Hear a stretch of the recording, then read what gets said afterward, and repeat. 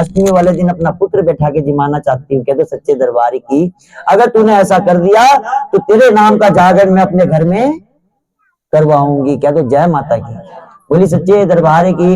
अब याद आ जाता है, जाती है वो कीर्तन मंडली जागरण मंडली वालों के पास, जैसे चाचा जी मुझे सुमित ने बताया है ना, कह दो सच्चे दरबार की। मैं तो चाचा जी को नहीं जानता था, कह दो सच्चे दरबार की, कह दो जय माता की। सुमित ने बताया। अब जाती है कीर्तन मंडली वालों के पास, कहती है बहन तुम्हें मेरे घर में माँ काली का जागरण करना है, लेकिन वो कीर्तन मंडली वाली मना कर देते कि नहीं, हम छोटी जात में जागरण नहीं करते, तो अपने नाम के जागरण के पैसे दे दे, हम तेरे नाम का जागरण यहीं पर ही कर देंगे। वो कहती है नहीं बहन, अगर मुझे अपनी माँ को बुलाना है तो अपने घर में ही। इसका प्रोग्राम कहीं और भी बन रहा था ना, लेकिन माँ ने आना घर ही था, क्योंकि माँ जहां स्थान ले लेती हो तो हम तो सोच भी नहीं सकते, वो पहले ही बैठ जाती है वहां के। हाँ, जहां उसे बैठना होता है। क्या तो जय माता की।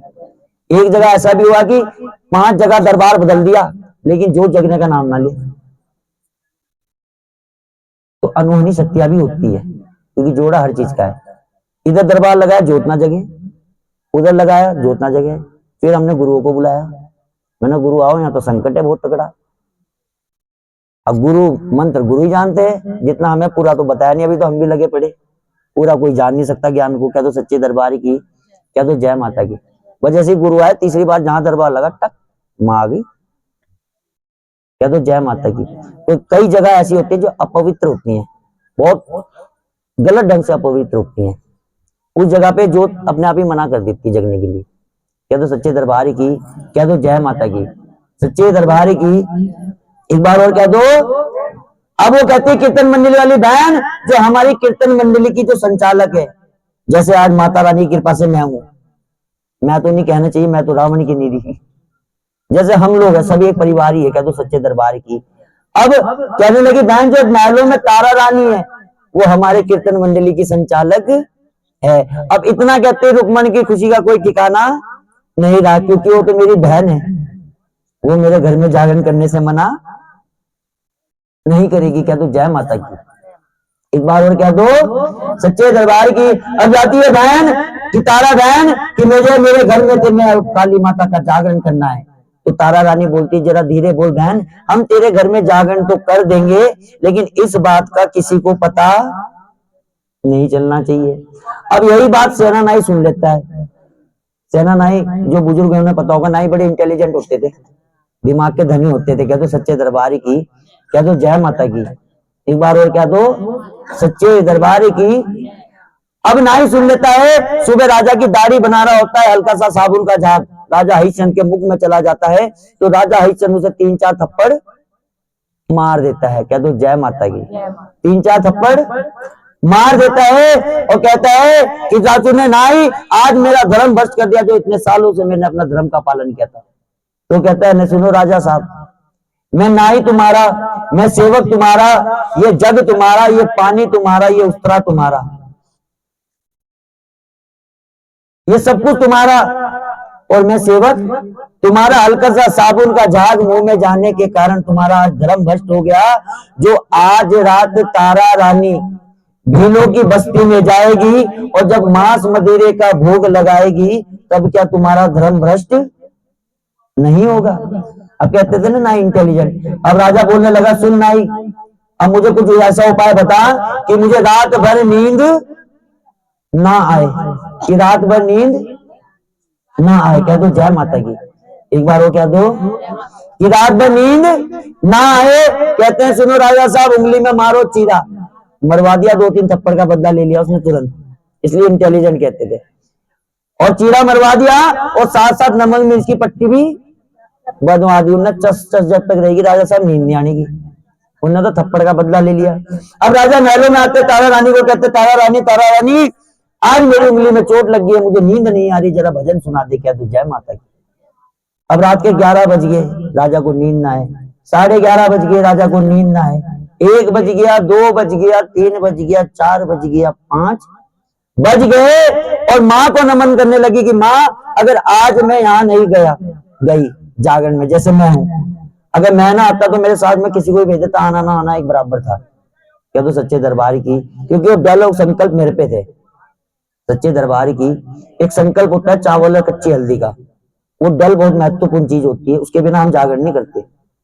वो पहले हम उस घर से लेके आते हैं, जैसे चाचा जी से लिया था, अभी रात को लिया था ना, चावल, सवा मुट्ठी चावल, उसमें दक्षिणा लगा के कच्ची हल्दी, ये एक संकल्प होता है।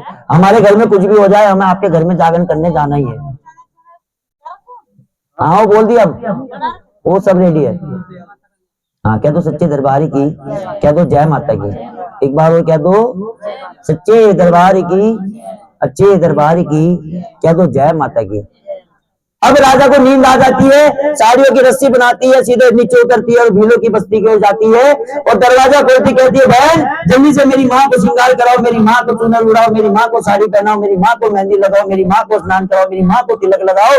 अगर आज मेरा राजा जाग गया तो मेरा शीश काट देगा, क्योंकि सच्चे दरबार की तो आएगा, अब होगा श्रृंगार, माँ का श्रृंगार अब होता है। क्या तो जितना हम सामान मंगाए इनसे, उसका श्रृंगार अब होगा, क्योंकि ये तारा रानी रुक्मण से कहती जल्दी से मेरी माँ को स्नान कराओ, मेरी माँ को तिलक लगाओ, मेरी माँ को साड़ी पहनाओ, मेरी माँ को चुनर उड़ाओ, मेरी माँ को मेहंदी लगाओ, मेरी माँ को बिंदिया लगाओ, मेरी माँ को छत्र पहनाओ। अगर आज मेरा राजा जाग गया तो मेरी गर्दन साफ ही कर देगा, क्योंकि मांस मदिरे का भोग लेना था। क्या तो जय माता की, सच्चे दरबार की, क्या तो जय माता की।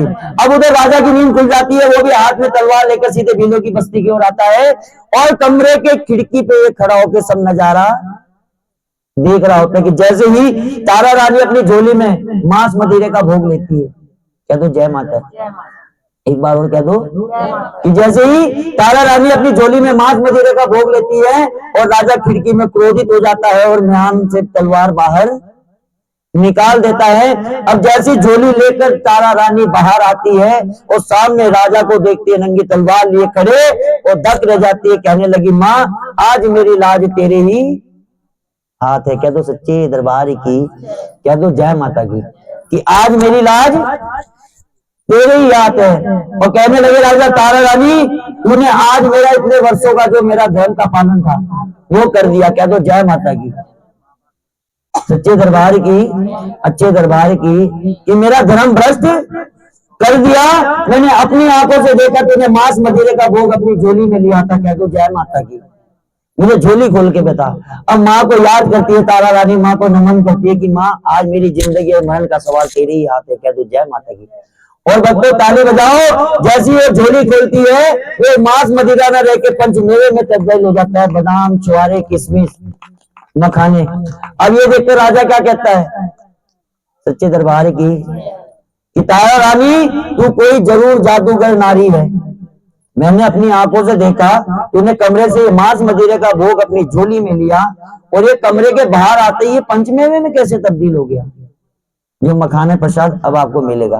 क्या तो सच्चे दरबारी की, आइएगा 5 मिनट की और कथा ये है, उससे पहले माँ को श्रृंगार कराएंगे, ये बाटे का प्रसाद सबको बंटवाएंगे।